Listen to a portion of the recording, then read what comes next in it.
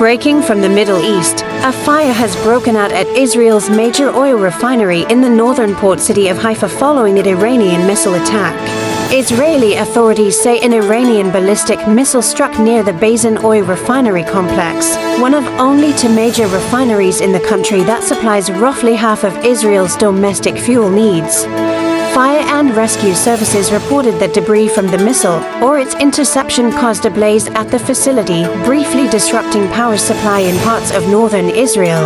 Emergency teams quickly extinguished the fire, and officials from Israel's energy ministry stated there was no significant structural damage to the refinery itself. No casualties were reported from this incident. However, black smoke was seen rising over the industrial area, raising concerns about potential environmental impact.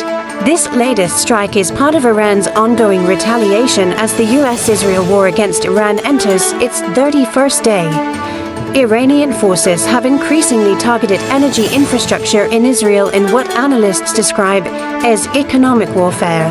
The Israeli military says most incoming missiles and drones are being intercepted, but occasional hits like this continue to test the country's multi-layered air defense systems. As tensions remain high, oil prices have surged globally amid fears of wider disruption in energy supplies.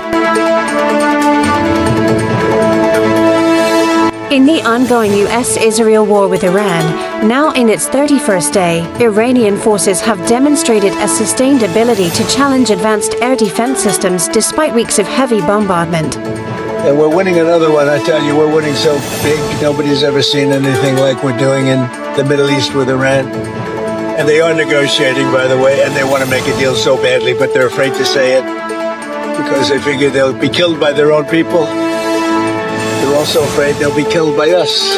Over the past 27 days of near non-stop operations, Iran has launched multiple waves of ballistic missiles and drones targeting Israel and US positions across the region. While US and Israeli defenses have intercepted the vast majority, over 90% in many cases, several attacks have managed to breach the systems. In one notable incident, a combined missile and drone assault injured 12 US troops at Prince Sultan Air Base in Saudi Arabia, marking one of the more serious breaches of American air defenses so far. Similar strikes have also caused damage inside Israel, including fires at energy facilities. Military analysts say Iran is using swarming tactics, cheap drones, and occasionally cluster munitions to overwhelm sophisticated systems like Patriot batteries and Israel's Iron Dome and Arrow defenses.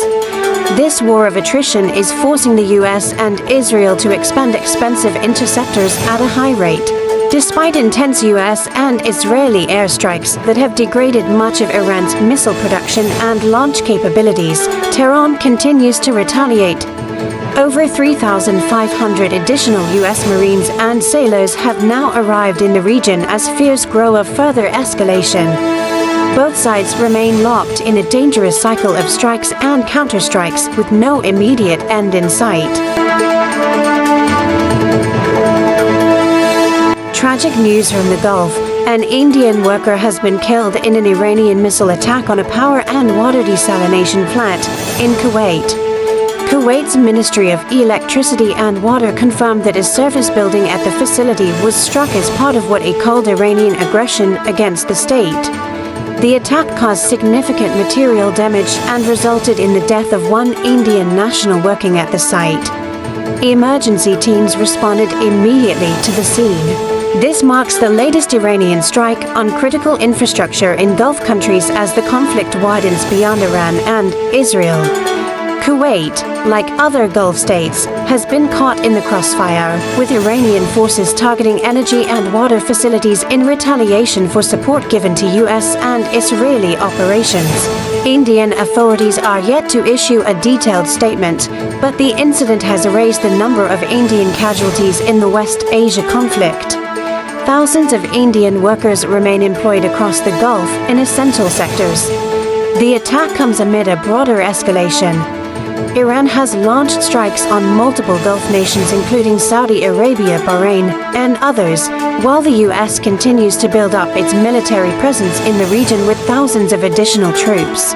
Diplomatic efforts, including possible talks hosted by Pakistan, are ongoing, but the humanitarian and economic impact of the war continues to grow. Our thoughts are with the family of the deceased.